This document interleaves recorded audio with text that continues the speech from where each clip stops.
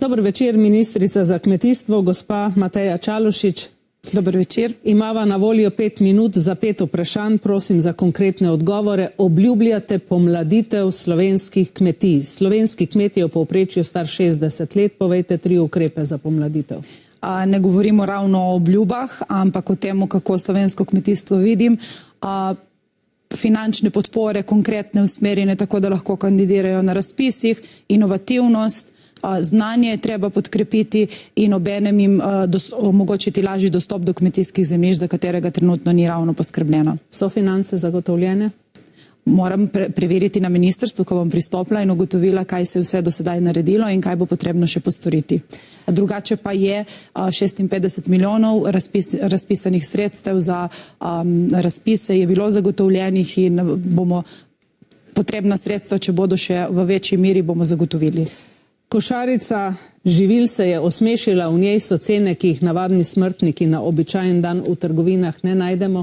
Boste to ukinili in denar za popis raje namenili kam drugam?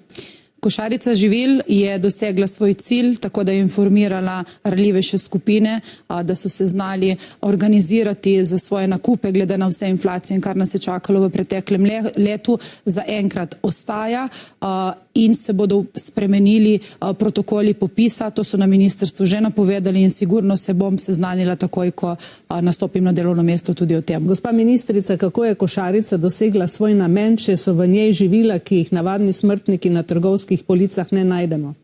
Po tej ceni. O temu bomo preverjali in se pogovarjali, kaj se je zgodilo, če je bilo karkoli narobe popisano, ampak verjamem, da so to že ugotovili in so tudi podali pojasnila na Ministrstvo za kmetijstvo pred nastopom mojega mandata. Ko gre za odvzem govedi iz kmetije v Leskovcu pri Krškem, je bilo storjenih veliko napak. Inšpektorat za javni sektor grozi uradni veterinarki z uvedbo disciplinskega postopka, je pa tudi izločena iz vodenja konkretnega inšpekcijskega postopka. Boste podprli vrnitev živali na kmetijo? Absolutno se bom seznanila z vsemi podatki, ki so na ministrstvu, saj s temi ne razpolagam in ukrepali bomo tako, kot bo potrebno, glede na ugotovitve za nepravilnosti v samem postopku. Tako da to ne morem komentirati v tem trenutku. Prvi ste se podpisali pod novelo zakona o kmetijsko-gozdarski zbornici, ki pa je že na Ustavnem sodišču.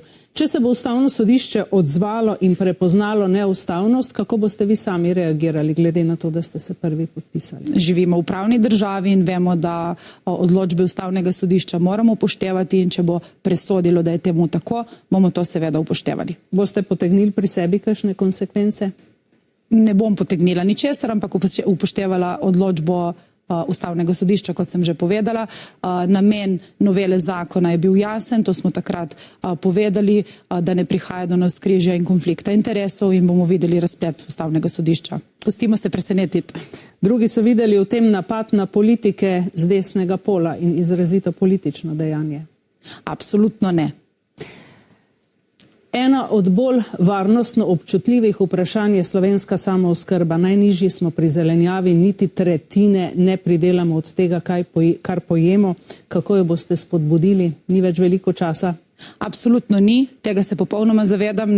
Na zaslišanju sem tudi celostno odprla veliko področji, kar mi je bilo mogoče tudi očitano, da kaj vse se bo rešilo. To smo dobili na mizo za delovanje ali pa nedelovanje na tem področju samooskrbe, izgubljali kmetijska zemljišča. Izzivi podnebnih sprememb so ključni, da lahko kmetu pomagamo, da pridela zdravo in varno hrano in da dvignemo samooskrbo.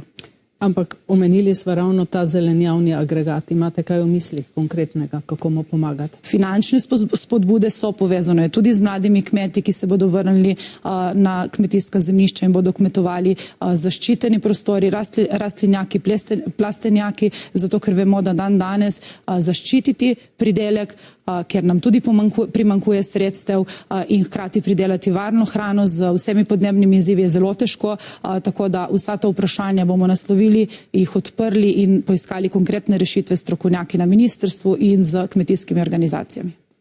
Dobri 2 leti imate časa, želim vam uspešno delo. Najlepša hvala in lep večer vam želim. Hvala lepa.